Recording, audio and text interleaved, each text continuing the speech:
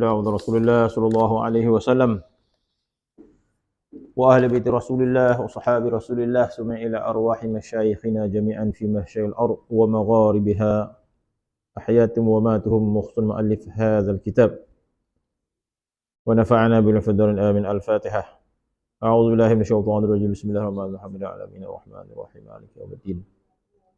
إياك نعبد وإياك نستعين اهدنا الصراط المستقيم صراط الذين أنعمت عليهم والمغضوب عليهم ولا الضالين. آمين. أعوذ بالله من الشيطان الرجيم. بسم الله الرحمن الرحيم. الحمد لله رب العالمين والصلاة والسلام على أشرف الأنبياء المرسلين سيدنا محمد وعلى آله وصحبه أجمعين. رب اشرح لي صدري ويسر لي أمري واحلل عقدة من لساني يفقهوا قولي. Sambungan kitab Hidayatus Salikin, muka surat 220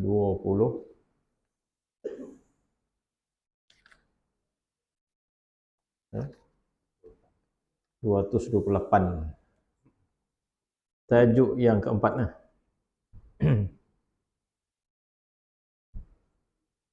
Al-Faslur Rabi' fi Sabr. Bermula fasal yang keempat daripada menyatakan kesabaran.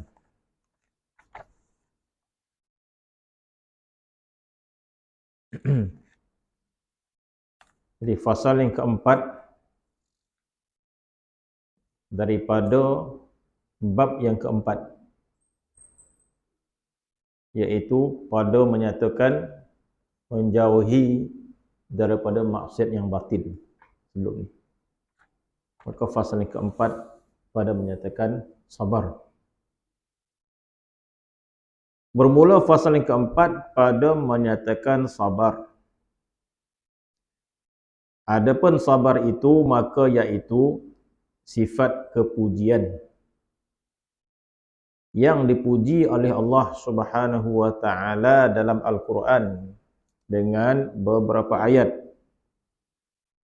dan berhimpun padanya segala kebajikan dunia dan akhirat. Jadi apa yang disebut dalam Al-Quran dengan apa yang kita rasai, maka itu berlawanan. Apa yang disebut oleh Allah Subhanahu wa taala dengan sesuatu yang kita rasa berlawanan. Keadaan sebegitu. Kenapa? Sebab sabar adalah satu perkara yang, apa kita kata, suatu perkara yang menyakitkan. Sabar ini satu perkara yang menyakitkan. Sabar ini satu perkara yang manusia tidak suka. Sabar dengan sakit. Jadi sepatutnya kita hendak sihat. Jadi bila sakit kita sabar. Dan sudah pasti hati kita tertanya-tanyalah, bila lah masa Tuhan nak sembuh. Jadi selagi tak sembuh, yang dapat kita lakukan sabar. Apa lagi? Kesusahan dan sebagainya, kesulitan. Jadi selalu dia kita sabar pada perkara yang menyusahkan kita kan. Dan sudah pasti kita bercita-cita agar kesusahan itu dihilangkan oleh Allah Subhanahu wa taala. Selagi mana ada kesusahan itu, kita berusaha untuk sabar. Kan? Jadi bermaksud pada kepahaman kita, sabar itu adalah satu perkara yang menyusahkan kita. Sebaliknya Allah Subhanahu wa taala memuji pula sifat sabar. Itu yang kita kata, oh bagaimana kehidupan ini kan. Bagaimana kehidupan kita tu macam tu kan. Mana itulah yang disebut bahawa kehidupan dunia ini adalah satu ujian daripada Allah Subhanahu wa taala. Satu ujian daripada Allah Subhanahu wa taala. Dunia ini bukanlah tempat kita bersenang, dunia ini bukanlah tempat kita berehat. Maka tempat kerehatkan kita adalah di akhirat. Jadi dunia ini dipenuhi dengan ujian yang sangat-sangat memerlukan kita faham makna kehidupan dunia. Sangat-sangat berkehendak. Sebab sesuatu yang dipandang baik oleh Allah Subhanahu wa taala itu berlawanan dengan apa yang kita rasa. Insya-Allah. Tanpa keimanan, tanpa keyakinan yang kuat, kita kata kita jadi macam-macam lah. Jadi susah hati, jadi kita keadaannya tidak menentu. Tanpa kekuatan iman yang kuat. Maka dengan keyakinan kita terhadap Allah Subhanahu wa taala, keyakinan kita dengan Al-Quran Al-Karim, maka itu menyebabkan kita mampu untuk menghadapi ujian Allah Subhanahu wa taala di dunia ini. Jadi begitulah, orang kata nasib, memang itulah keadaan kita kan.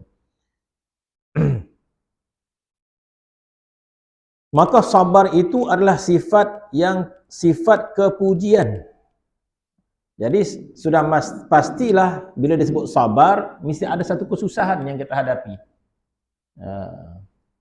Orang tak ada sabar ketika makan kan. Makan lauk memang sedap, tak sabar apa. Tak sabar kita nak makan kan. Ketika dapat bonus, tak ada sabar dah. Ketika dapat pemberian, tak ada kita sabar. Itu maksud kesabaran. Ketika mana kita gembira, itu tak masuk sabar di situ kan. Jadi sabar ini satu perkara yang kita menahan kesakitan kan. Tahan benda yang sakit. Dia tak jadi sabar. Makanan tu semua yang lazat dia, sabar makannya, makan dah sedap sabar apa? Kecuali tak sedap kan. Masakan tak sedap. Sabarlah yo, kita membangi kan, apa masak je ni. Sabarlah itulah yang ada. Jadi sabar kita makan. Konolah kita tahu. Macam mana makan benda ni tak apa rasa. Orang pergi Mekah, makan dekat Arafah, makan dekat Mina. Sabar tuan-tuan ni. Apa sabar-sabar kata jemaah kan. Jemaah nama kadang. Jadi kalau jemaah haji kat Mekah ni dah tahap-tahap dekat Mekah boleh digosok-gosok. Dekat Mina jangan nak dia apa sebut melonting dah. Sabar dia sabar. Apa sabar-sabar? Garang Kalau pengalaman khidmat mengaji dia dapat dezo. Jemaah yang baru sampai hanyum yo. Pengalaman dulu kalau sambut jemaah yang datang daripada Malaysia baru sampai ke Mekah. Oh, tu senyum, riang je. Silalah. Sila Tuan Haji. Terima kasih. Tapi kalau jemaah datang daripada Madinah, dia dah seminggu di Madinah. Mana dia dah muak dekat airport, lepas tu naik bas berjam-jam dekat airport, dia dah macam-macam. Kalau jemaah Madinah, sila Haji. Apa sila-sila tu? Ui, garang Sila. Apa sila-sila tu? Wow. Mana hotel? Latih hari ni dah. Sabar dah kurang kan. Hilang sabar dia. Jadi makna kata sabar itu adalah kita menghadapi sesuatu yang kita tak suka kan. Maka di situlah sabar. Jadi bermaksud Allah Subhanahu wa taala ingin berikan kita sesuatu kebaikan di sebalik keburukan. Allah Ta'ala ingin beri satu kebaikan di sebalik keburukan, yang mana keburukan itu ketika di padang mahsyar nanti orang bercerita-cerita alangkah baiknya keburukan itu ada pada mereka setiap hari.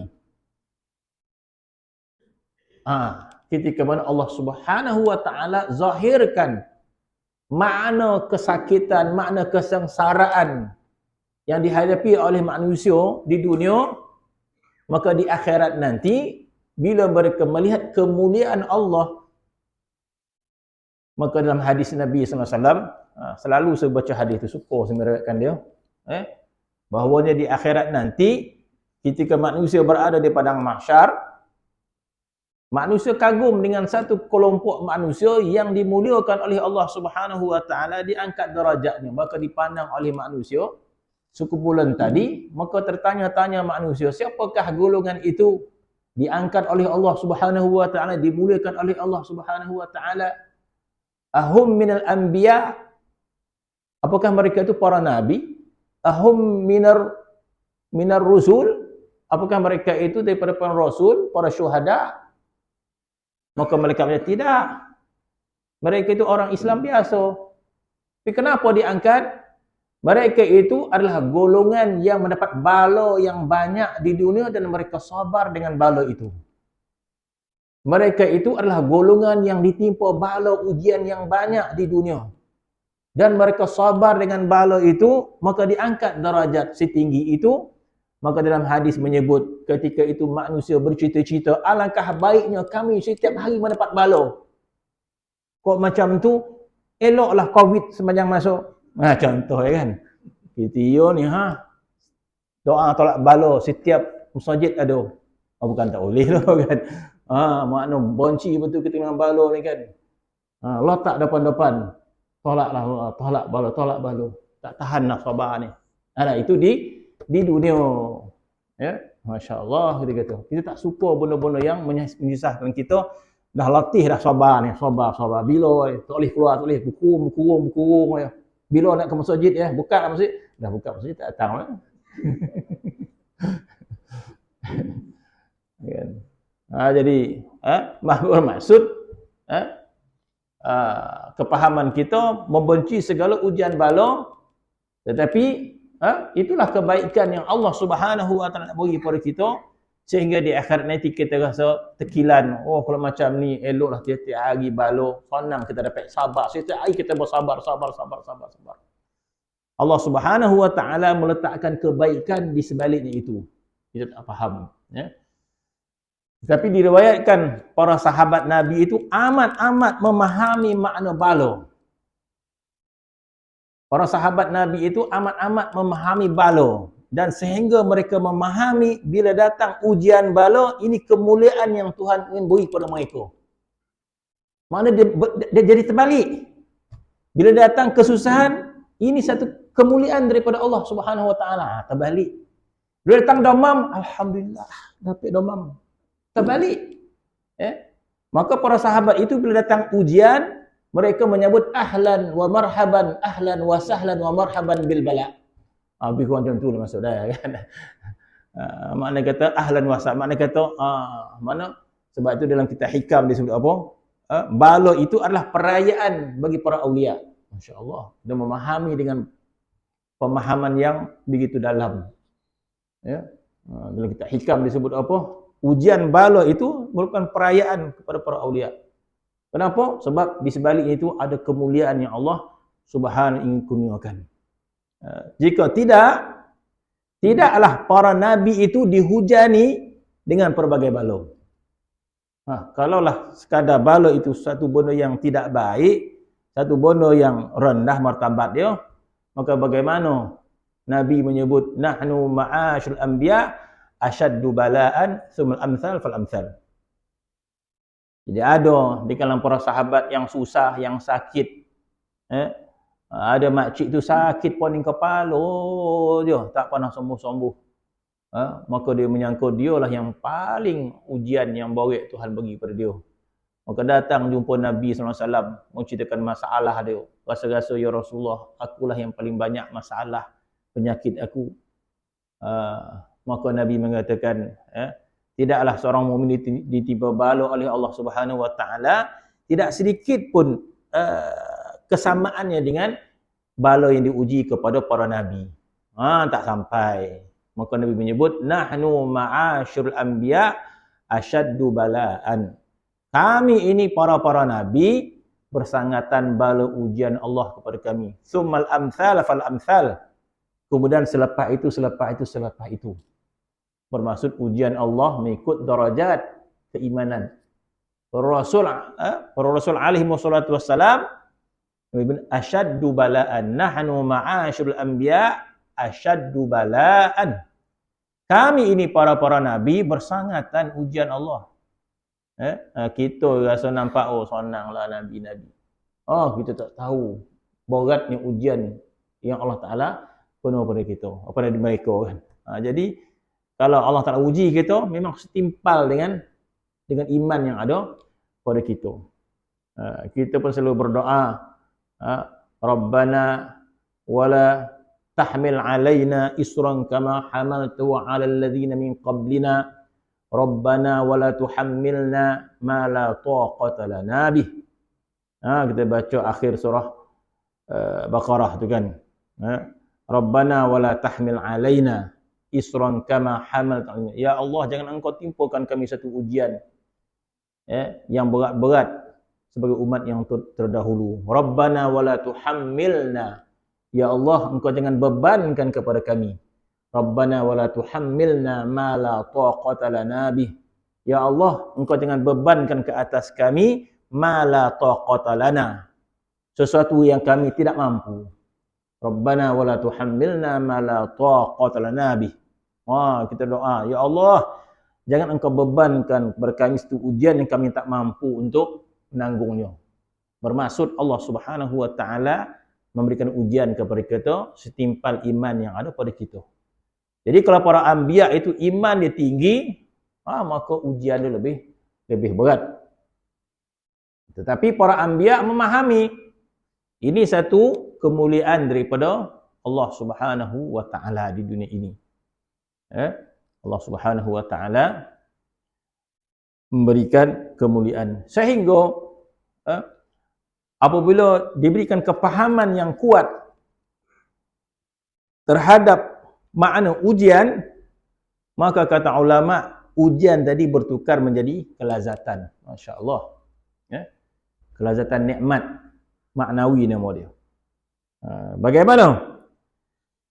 Maka dikatakan sesungguhnya telah dipuji oleh Allah Subhanahu wa taala dalam Al-Quran dengan beberapa ayat dan berhimpun padanya segala kebajikan dunia dan akhirat. Dan adalah Allah Subhanahu wa taala itu sertanya. Jadi ini satu kepahaman yang perlu kita fahami. Sekiranya Allah Subhanahu wa taala memberi kita makna ni berbentuk maknawi. Maknawi ini perlu dipahami, dipahami dan perlu dirasai. Benda maknawi. Di sebalik bala yang disertai oleh sabar, ada satu kemanisan maknawi yang dapat dirasai bagi orang yang memahami maknawi. Apa benda pula tu? Yaitu firman Allah, fasbiru innallaha ma'as sabirin. Itu maknawi dia. Maka firman Allah, fasbiru, sabarlah kamu. Jadi ulama membagikan sabar itu kepada 3. Perintah sabarnya ada. Fasbiru, sabarlah kamu, wahai orang beriman. Maka ulama membagikan sabar itu kepada 3. Kenapa disebut ke wallahu alam. Maka sabar yang pertama, ulama kata sabar dalam taat. Sabar dalam taat. Sabar taat ini suatu kesakitan kepada nafsu kita. Taat satu kesengsaraan kepada nafsu kita. Nafsu kita sakit. Nafsu kita sengsara. Jadi kita sebut tadi bahawa sabar itu ada pada sesuatu yang menyakitkan. Kalau benda yang menyenangkan, kita tak kata sabar. Sabar itu ada pada benda yang menyakitkan, benda yang melelahkan, benda yang menyusahkan. Sebab itu ulama mengatakan sabar pertama, sabar dalam ketaatan. Allah Subhanahu wa taala sebut tentang salat. Maka Allah Taala mengatakan wa'mur ahlaka bis-shalah wastabir 'alaiha. Wa'mur ahlaka bis-shalah wastabir 'alaiha. Suruhlah kaum keluargamu salat. Wastabir 'alaiha, dan sabar-sabar kamu mendidik mereka, sabar-sabar mereka kamu menyuruh mereka melakukan salat. Kenapa salat sabar? Di mana yang sakit sabar ni? Tak ada orang tumbuk pun, tak ada orang usik pun, dapat minum teh dah boleh lepas isyak kan. Tetapi sakitnya itu, nafsu itu sakit. Bila kita taat kepada Allah, nafsu sakit. Nafsu itu terseksa kan. Disuruh puasa, kan nafsu itu terseksa, tak makanlah pula. Kan. Disuruhnya kita salat, nafsu itu rasa sengsara dia nak menghadap Allah Subhanahu Wa Taala. Ada bentuk kesakitan lah. Jadi itu juga dinamakan sabar yang dipuji oleh Allah Subhanahu Wa Taala. Kita datang solat, kita kata, nak datang masjid pula, kita kata, dituntut solat berjemaah, ikut malah ni, latih ni. Kita pun pergi, yalah, muka pun tak ceria, je pergi masjid. Pergi mana tu? Tak pergi berjalan Terengganu ke? Tak ada. Habis tu, pergi masjid je lah.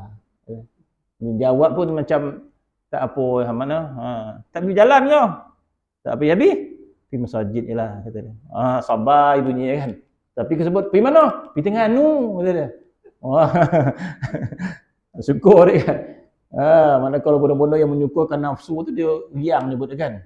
Pergi mana tu riang pun nampak tu? Pergi berjalan. Pergi mana nampak tu? Nampak sengit ya? Pergi masjid. Pergi masjid mula sengit dia. Mana nak pergi mana kan? Nak pergi sini dengan kawan, tak ada nak. Semua dah pergi berjalan. Awak ke mana nak pergi? Pergi masjid je lah. Sabar je nak pergi masjid. Ada? Agak je lah kan. Tak ada macam tu dah. Jadi ulama kata, sabar yang pertama adalah sabar melakukan taat. Masya Allah, bermaksud, kalau kita taat, rasa sengsara, masih ada kebaikan yang Tuhan bagi. Masya Allah. Baiknya Allah Subhanahu Wa Taala. Kok kita lah, kita suruh orang buat kerja, dia murungut kita pun. Tak payah buat lah. Kau tak suka, tak payahlah. Kita pun tak suka lah. Ada tak macam tu mana? Dia suruh buat kerja, muka masam. Tak payahlah, kita kata. Tapi Allah Subhanahu Wa Taala, Allah Taala tahu tak kita sengsara taat? Tahu Allah Subhanahu Wa Taala. Menahan sabar kita untuk solat, menahan sabar kita untuk solat tarawih. 20 pula dibuat orang, 8 je lah. Macam tu kan. Lah betul lah. 8 tu tengok sambung pula lagi kan. Ingat kok 8 ya. Tengok sambung lagi. Kita pun mongi ya kan. Sabar. Jadi kita sabar, sabar dalam taat. Nama dia. Mana sabar ni kita kata tadi, sabar ni benda yang kita tak suka. Nafsu kita tak suka tapi kita buat je. Sepatutnya Allah Ta'ala tak bagi markah lah. Yang perintah itu Allah. Kita tak lama, sepatutnya tak ada markah lah. Tetapi Tuhan bagi markah kesabaran. Masya Allah. Sepatutnya tak layak kita nak dapat markah terhadap mana-mana perintah Allah yang kita benci untuk melakukannya. Sepatutnya macam itulah. Kita berserakah dengan penuh kebencian, sepatutnya tak dapat apa pun. Macam mana kita tak benci sedekah kan? Manung kita, macam mana pula 100 tak bagi tadi. Gitu. Ini asal pula baik kan. Jadi kita tak apa, sabar. Kita sabar. Adalah dapat. Jadi betapa mulianya Allah Subhanahu Wa Taala dalam keadaan kita rasa sengsara dalam melakukan taat pada Allah Subhanahu Wa Taala. Puasa, berapa ramai orang suka puasa? Mana suka puasa? Lapar kan? Sabar gitu. Panih pula hari ni, kita kata. Dalam puasa ni. Sabar. Menahan sabar. Mana kita dalam keadaan kesakitan, tetapi kita lakukan penuh sabar, maka Allah Subhanahu Wa Taala berikan pahala yang banyak. Sabar tu. Walaupun kita tak suka kan. Sebab kita kata tadi, sabar bermaksud kita menahan sesuatu yang kita tak suka. Kalau benda yang kita suka, kita tak sabar jadi dah. Jadi kesukaan. Jadi orang yang diberikan nikmat solat, maka solat itu bukan satu kesabaran pada dia. Eh? Kalau Allah Subhanahu wa taala kurniakan kita memahami makna nikmat salat, maka salat bukan satu kesabaran pada kita. Macam makan pula sabar pula. Tak ada sabar. 2 jam boleh makan. Tambah pula makan dengan berburak pula. Tak sabar dah 2 jam, 3 jam. Mana tak bukan sabar. Ya. Nabi SAW solat dia bukan satu menyeksakan. Nabi solat dia adalah satu kegembiraan yang kurnia Allah Subhanahu Wa Taala. Maka tidak ada sabar di situ. Jadi sabar ni kepada orang yang merasai sakit dalam taat, maka dia sabar. Maka itu pun diberikan ganjaran besar oleh Allah Subhanahu Wa Taala. Ya? Maka sabar yang pertama, ulama mengatakan sabar dalam melakukan taat. Kita taat, kita tambahkan ketaatan kita. Tambah, ya ingat kita kan nak berehat dah. Kita tambah taat kita. Dan kita tahan kesakitan taat tu. Maka dapat pahala. Yang kedua, sabar dalam meninggalkan benda yang diharamkan. Kita nak buat bonan, sabar. Kita nak buat bonan, benda yang dilarang oleh Allah Subhanahu Wa Taala, maka kita sabar. Kita ingin meninggalkan perintah yang Tuhan perintahkan kepada kita. Maka pada maksud hukum haram kita meninggalkan perintah yang wajib. Ya. Kita nak tinggal kepada perintah Allah Subhanahu Wa Taala. Tapi kita sabar. Sabar kita menahan diri daripada melakukan maksiat. Maka itu sabar yang kedua. Adapun sabar yang ketiga adalah sabar menahan qada dan qadar Allah Subhanahu Wa Taala yang kita tak suka. Mana qadar yang tidak baik, takdir yang tidak baik terhadap kita. Allah Taala timpakan sakit, kita kata Allah Subhanahu Wa Taala timpakan kita kesusahan dan sebagainya dalam kehidupan. Bermaksud Allah Subhanahu Wa Taala takdirkan kita berada dalam kesusahan di dunia ini. Maka itu sabar yang ketiga, kata ulama. Jadi ketiga-tiga itu baik. Ketiga-tiga itu mendapat kepujian. Sabar dalam taat, sabar menahan diri pada maksiat, dan sabar menanggung takdir Allah Subhanahu Wa Taala sekiranya kita tidak memahami makna takdir. Sebab di sana ada orang yang memahami makna takdir sehingga mereka tidak perlu sabar lagi terhadap takdir Allah Subhanahu Wa Taala.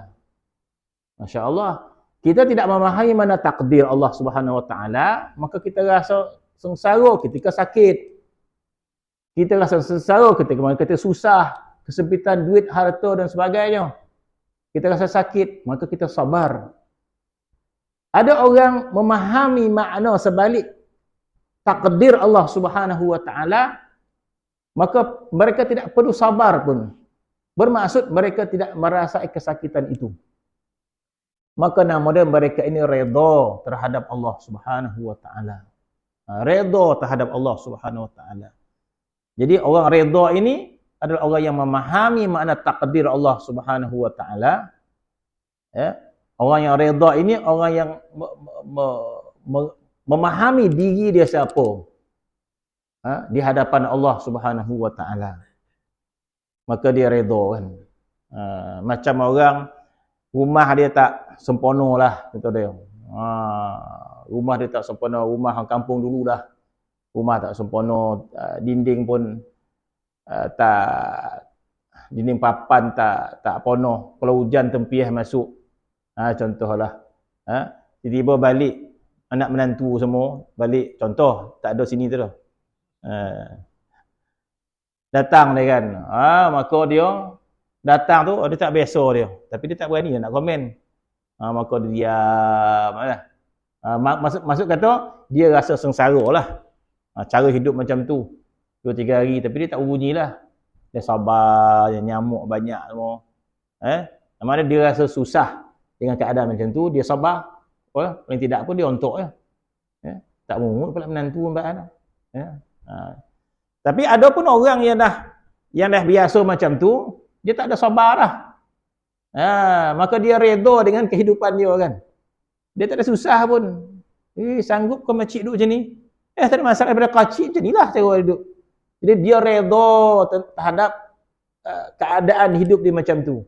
Dia redha kepada Allah Subhanahu Wa Taala keadaan macam tu. Mana dia redha takdir Allah Subhanahu Wa Taala. Tak ada mungut. Jadi maknanya dia memahami sebahagian takdir Allah Subhanahu Wa Taala. Jadi ketiga-tiga redha itu kata ulama, itulah ketiga-tiga sabar itulah amalan yang diperintahkan oleh Allah Subhanahu Wa Taala dalam ayat yang kita sebut fasbiru. Hendaklah kamu itu sabar. Sama ada sabar dan melakukan taatan, sabar daripada melakukan yang haram, sabar menerima takdir Allah Subhanahu Wa Taala. Jadi tiga-tiga ni lapangan yang Tuhan berikan kita peluang.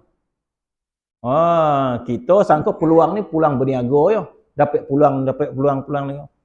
Dapat peluang jual, kita sangka peluang ni berbentuk duit. Pada peluang. Kita tak nampak peluang-peluang yang Tuhan beri kepada kita. Apalah Tuhan beri kat dan ni. Peluang-peluang yang kita tak nampak. Apa peluang yang banyak Tuhan beri kepada kita? Peluang untuk sabar dalam taat. Peluang untuk sabar daripada maksiat. Peluang untuk sabar qada dan qadar Allah Subhanahu Wa Taala. Banyak. Jadi sepatutnya bila kita sepak batu, alhamdulillah Allah Taala bagi dan peluang untuk sabar tersepak batu. Sepatutnya macam tu.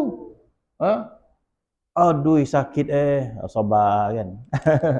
Jadi Allah tak bagi. Macam-macam makna sebenarnya lapangan kesabaran yang Tuhan bagi kepada kita.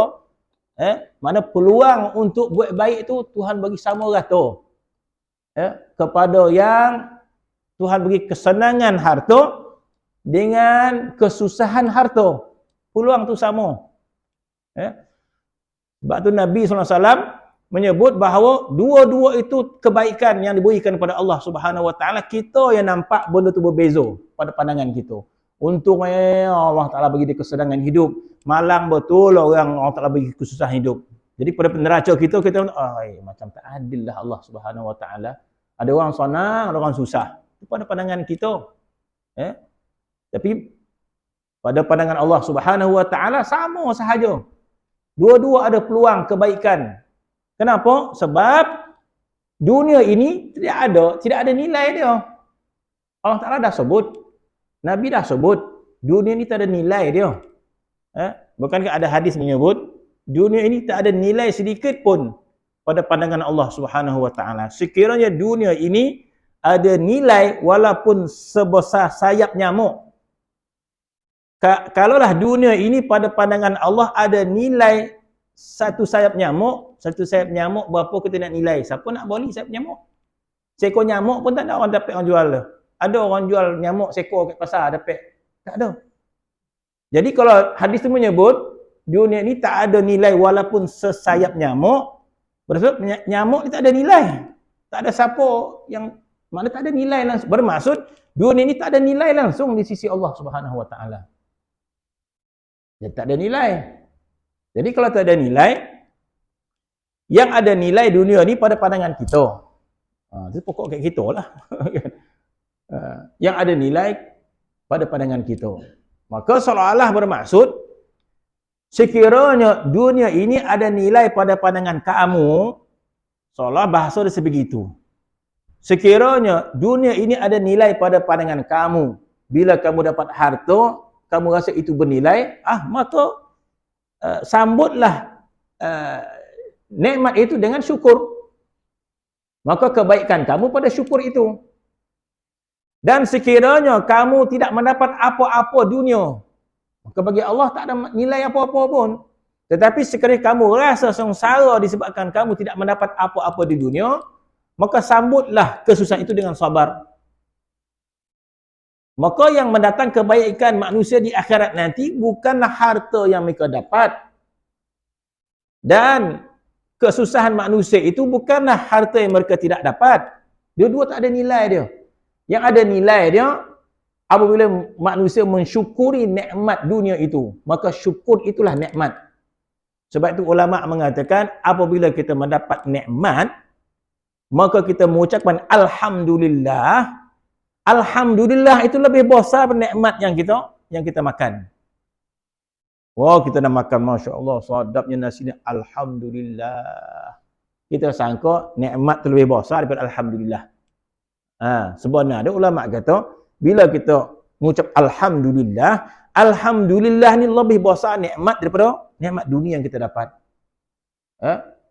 Sebab itu ulama mengatakan bahawa sepatutnya kalau sebegitu, kalaulah alhamdulillah itu satu nikmat, bahkan lebih besar nikmat bila kita makan, kita menyebut alhamdulillahillazi at'amana wa saqana wa ja'al muslimin. Bila kita makan, doa lepas makan, alhamdulillahillazi at'amana wa saqana wal muslimin. Segala puji bagi Allah Subhanahu wa taala yang telah bagi kami makan, yang telah bagi minum. Maka kata ulama, alhamdulillah ini lebih besar daripada nikmat yang kita makan itu. Jadi ulama mengatakan, sekiranya alhamdulillah itu satu nikmat, maka setiap alhamdulillah kita perlu dialhamdulillahkan kali kedua. Sebab nikmat, bukankah nikmat kita disuruh alhamdulillah, alhamdulillah gitu kan. Dapat duit alhamdulillah. Jadi kalau kita disuruh nikmat itu kena alhamdulillah, maka perkataan alhamdulillah itu satu nikmat.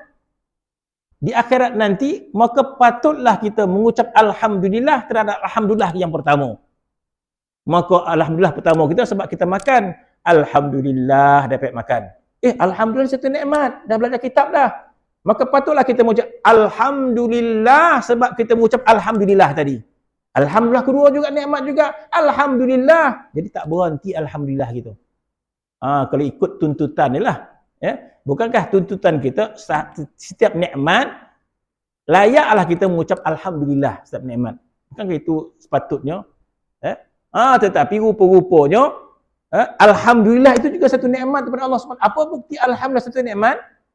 Setiap perkataan alhamdulillah kita akan dapat balasan di akhirat nanti.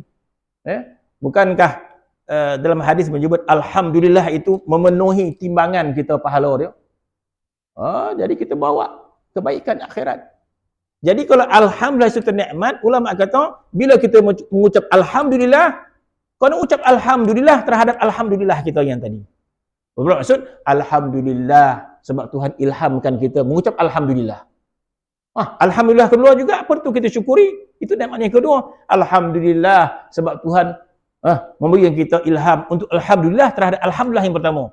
Kalau macam tu bermaksud apa? Tak mampu kita nak mensyukuri Allah Subhanahu wa taala sebab alhamdulillah itu juga merupakan nikmat daripada Allah Subhanahu wa taala. Sebab itu Nabi Musa alaihi salam, maka ya Allah aku tidak mampu memujimu ya Allah. Tak mampu aku nak memujimu ya Allah. Tak mampu aku nak mengucap syukur terhadapmu ya Allah sebab nikmat terlalu banyak. Alhamdulillah juga merupakan nikmat daripada Allah yang perlu kita alhamdulillahkan. Kan? Jadi sampai bila lah berhenti dia? Maka besar nikmat tersebut. Fasbiru, maka hendaklah engkau sabar. Kenapa? Innallaha ma'as sabirin. Sesungguhnya Allah bersama dengan orang-orang yang sabar. Masya Allah. Kita kata ini satu kepaham maknawi. Sekiranya Allah Subhanahu wa taala memberikan kita kepahaman makna ma'iyatullah, nama dia. Ma'iyatullah. Ma'iyatullah, kebersamaan dengan Allah. Allah bersama dengan kita. Bukan kita bersama dengan Allah. Allah bersama dengan kita. Innallaha ma'as sabirin.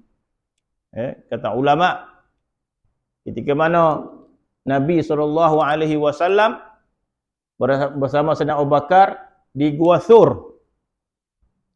Maka ketika Nabi berada dalam Gua Thur, Sayyidina Abu Bakar lah orang yang paling bimbang terhadap keselamatan Nabi SAW. Maka Sayyidina Abu Bakar dalam kisah ditutupnya segala lubang-lubang.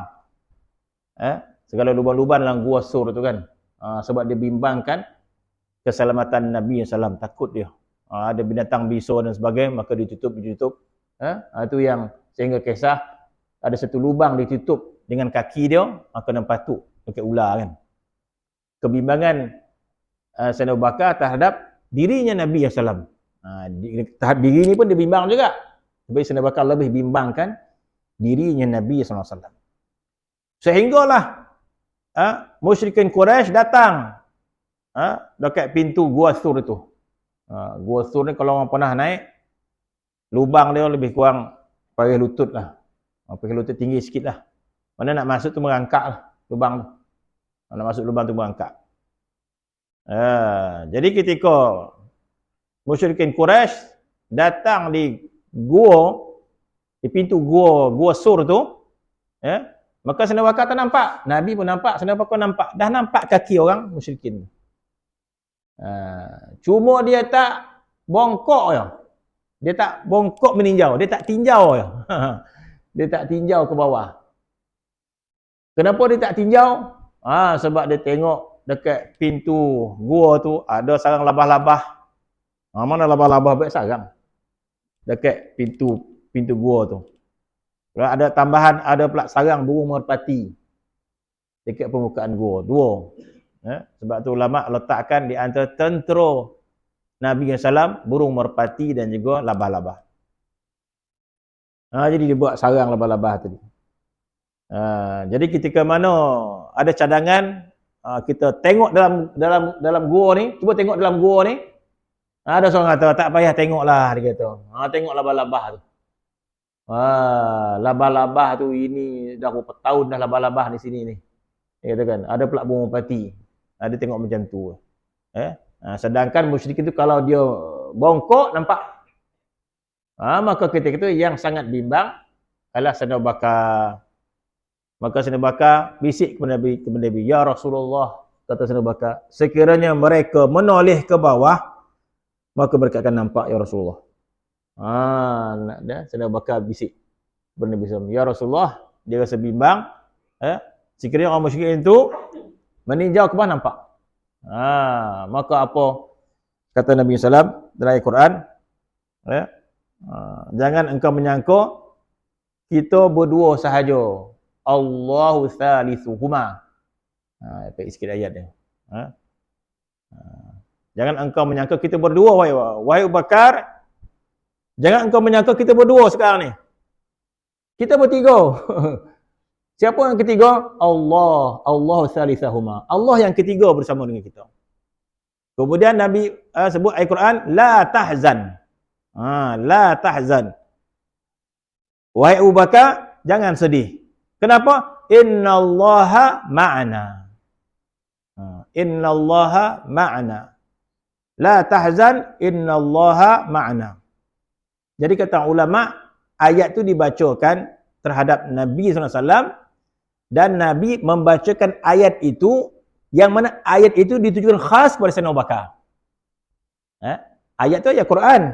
Tapi ayat la tahzan innallaha ma'ana, memang ayat itu dikhususkan kepada Sayyidina Abu Bakar. Bermaksud Allah Ta'ala khususkan kata-kata kepada Sayyidina Abu Bakar. Maka Nabi menyebut ayat itu ditujukan kepada Sayyidina Abu Bakar.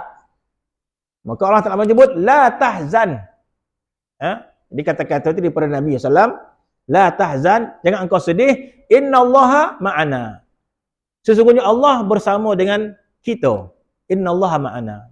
Maka kata ulama dalam tafsir, ketika itu Nabi SAW memberikan kepahaman kepada Sayyidina Abu Bakar makna ma'iyatullah. Apakah sebelum itu Sayyidina Abu Bakar tak tahu, tak beriman kepada Allah? Apakah sebelum itu Sayyidina Abu Bakar tidak mengetahui Allah SWT? Mengetahui. Tetapi ketika itu diberikan kepahaman yang lebih dalam atau perasaan yang lebih kuat tentang kebersamaan Allah dengan mereka. Maka kata ulama, ketika mana Nabi menyebut innallaha ma'ana, maka meresap dalam jiwa Sayyidina Abu Bakar memahami makna ma'iyatullah, kebersamaan dengan Allah Subhanahu wa taala. Jadi kita itulah yang kurang pada kita. Iman kita dah ada dengan Allah Subhanahu wa taala. Kita beriman kepada Allah, kita beriman kepada keesaan Allah. Yang kurang pada kita adalah ma'iyatullah, kebersamaan Allah. Sebab tu ada di kalangan orang yang soleh mengulang-ulang kata-kata innallaha ma'i, innallaha ma'i, innallaha ma'ana, ataupun innallaha ma'i, innallaha ma'i. Mengulang-ulang kata Allah bersama denganku. Allah memang pun Allah bersama dengan kita. Wa huwa ma'akum aina ma kuntum. Dalam Al-Quran Allah Ta'ala menyebut wa huwa ma'akum, Allah Ta'ala bersama dengan kamu kemana saja kamu berada. Ditambah pula lagi kebersamaan Allah itu lebih lagi kepada orang yang sabar. Maka firman Allah, fasbiru innallaha ma'as sabirin.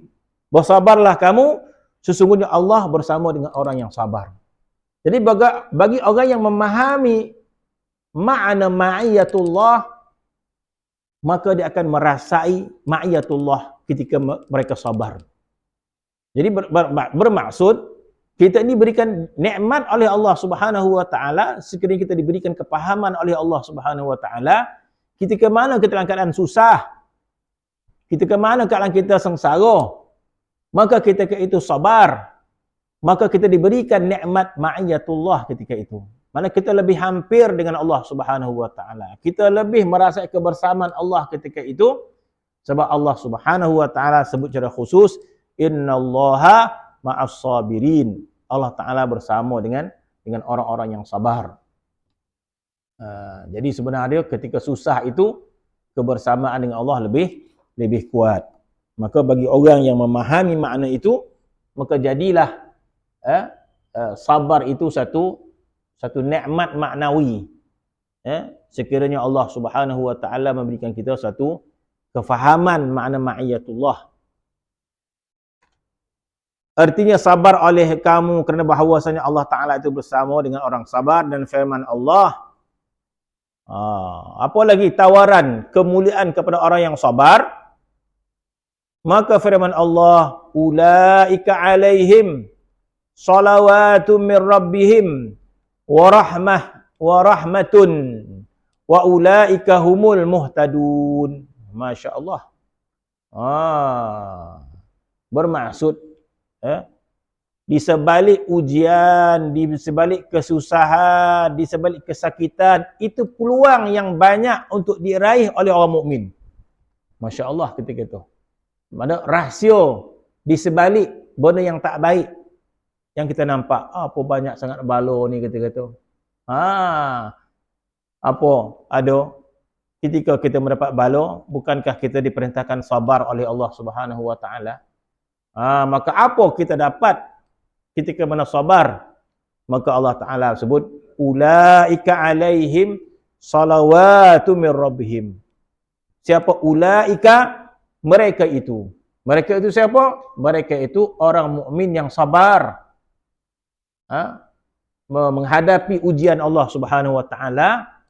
Apa mereka dapat? Salawatu min rabbihim. Mereka mendapat salawat daripada Allah. Jadi kita baca dalam hadis Nabi, kita dapat salawat daripada Allah ketika mana kita bersolat ke atas Nabi SAW. Nabi mengatakan, man shalla alayya salatan sallallahu biha asyra. Barang siapa salawat ke atas aku sekali, Allah Ta'ala salawat ke atas dia 10 kali. Jadi maksud ketika kita salawat, kita mendapat salawat daripada Allah. Kita salat ke atas Nabi sekali, salat, tapi Allah Ta'ala salawat, kata jamak. Allah Ta'ala salawat, banyak salawat ke atas kita. Kita sekali salawat. Itu sekiranya kita salawat. Ini kita mendapat salawat daripada Allah. Tapi dengan cara kita ketika mana kita sabar. Sabar itu ketika mana sakit. Sebenarnya banyak rahmat Allah Ta'ala beri kita ketika sakit. Sekiranya kita sabarlah. Kita sabar, kita sakit, banyak kebaikan. Apa dalil? Al-Quran. Tuhan firman, ulaika alaihim salawatu min rabbihim. Mereka itu mendapat salawat daripada Allah. Apa maksud dia? Apa maksud dia? Maksud dia akhirat nanti, kita bawa satu amalan pahala yang banyak, yang bukan daripada amal ibadat yang kita lakukan. Kita amal ibadat kita apa? Amalan ibadat kita haji, amal ibadat kita baca Quran, amal ibadat kita salat, amal ibadat kita bersedekah dan sebagainya. Ada satu lagi kebaikan yang kita akan dapat di akhirat nanti, itu salawat Allah kepada kita. Salawat Allah kepada kita juga berbentuk kebaikan yang kita dapat di akhirat nanti. Itu berdasarkan apa? Itu berdasarkan ulama mengatakan apa? Ulama mengatakan kebaikan salawat Tuhan kepada kita itu sangat besar. Ketika mana riwayat hadis menyebut man shalla alayya salatan sallallahu biha asyra. Barang siapa solat ke atas aku sekali, maka Allah salawat ke atas dia 10 kali. Maka ini kemuliaan yang dikhususkan oleh Allah kepada umat akhir zaman, kepada kita, yang Nabi tahu, yang Nabi memahami besarnya kemuliaan ini, dan Nabi mengucap syukur kepada Allah Subhanahu wa taala dengan tawaran ini. Apa tawaran yang Tuhan bagi kepada kita? Iaitu orang yang salat ke atas Nabi, Allah Taala akan salat ke atas dia 10 kali. Nabi sangat-sangat gembira dengan kemuliaan ini, sehingga Nabi sujud syukur yang panjang. Mana kata dia sujud syukur tak bangun-bangun, tak bangun-bangun. Jadi kalau sujud syukur panjang adalah bondo dia dapat tu. Jadi sahabat yang memerhatikan Nabi sujud syukur ini, menanti Nabi tak bangun-bangun, tak bangun-bangun, sehingga sahabat tadi merasakan, sehingga aku bimbang Nabi dah tercabut nyawa dia. Sebab tak bergerak-gerak. Dia tahu Nabi sujud syukur. Sebab tak ada dia punya qiyam, dia tak ada. Tak ada rukuk. Tahu sujud-sujud. Jadi sahabat tahulah Nabi sedang sujud syukur. Tapi tak bangun-bangun. Sehingga sahabat tadi mengatakan, sehingga aku rasa bimbang. Bimbang. Takut Nabi dah tak bernyawa dah. Maka sahabat tadi mengusik kaki Nabi. Dia tengok Nabi bergerak lagi. Oh, hidup lagi. Dia sangka dah tak bernyawa dah. Sebab apa? Lama sangat Nabi sujud. Tiba-tiba Nabi, bergerak lagi. Maka Nabi bangun daripada sujud syukur. Setelah sujud syukur, sahabat terima, ya Rasulullah, apa yang engkau syukurkan ya Rasulullah? Panjang sangat. Sehingga aku rasa bimbang tentang kamu ya Rasulullah. Sehingga aku merasakan bahawa nyawa aku telah dicabut oleh malaikat maut. Maka Nabi mengatakan, sesungguhnya sebentar tadi, turun malaikat Jibril alaihissalam, memberitahu kepada aku, tidaklah umatmu salawat ke atasmu sekali, nescaya Allah Ta'ala salawatnya ke atasnya 10 kali. Maka kata ulama, jangankan 10 salawat Allah Ta'ala kepada kita. Cukuplah satu salawat Allah Ta'ala kepada kita. Bermaksud sekiranya Allah Ta'ala salawat ke atas kita sekali sahaja, maka diletakkan satu neraca timbangan. Timbang, berapa manalah salawat Tuhan kepada kita ni, dia punya pahala dia. Kebaikan dia. Timbang. Kata ulama, kalau boleh ditimbang salawat Allah Ta'ala yang satu kali tadi, letak satu timbang. Yang satu timbang lagi, ni kebaikan kita. Sedekah kita, baca Quran kita, sembahyang kita, yang bukan salawat, haji kita, jihad kita. Daripada kita muda sampai kita mati. Segala ibadat yang kita lakukan, segala mujahadah yang kita lakukan, letak semua. Letak satu timbangan ni. Letak semua kebaikan. Kita pernah bersedekah, kita ke masjid, kita berzikir, kita baca Quran, kita puasa, letak semua ni. Yang satu tadi, sekali salawat Tuhan kepada kita. Mana lebih berat? Maka kata ulama, nescaya lebih berat sekali salawat Tuhan kepada kita. Sekiranya Tuhan bersalawat ke atas satu sekali. Dibandingkan dengan segala kekuatan ibadat kita. Kenapa macam tu pula? Sebab segala ibadat kita adalah berdasarkan kekuatan yang terhad daripada kita. Kekuatan yang terhad terhadap solat. Kekuatan yang terhad terhadap sedekah. Allah Ta'ala bersalawat daripada keagungan dia, kebesaran dia. Besar manakah kerajaan Allah Subhanahu? Besar tidak terkira. Jadi kata ulama, cukup satu salawat itu menyebabkan kalah semua ibadat kita. Maka sepakat ulama mengatakan bahawa seafdal amalan adalah bersalawat ke atas Nabi sallallahu alaihi wasallam. Itulah seafdal amalan. Walaupun dia sunat, tapi sebesar-besar pahala. Sebab Tuhan salawat ke atas kita 10 kali. Nah, kita kata, kalau sebegitulah pahala salawat, kita mendapat salawat juga daripada Allah, selain daripada kita bersalawat ke atas Nabi, ketika mana kita ditimpa bala dan kita sabar. Maka ketika itu Allah Ta'ala bersalawat ke atas kita. Apa maksud salawat Tuhan kepada kita? Kebaikan yang tercurah kepada kita. Bermaksud ini lebih besar nilai dia daripada segala amal kerja kita.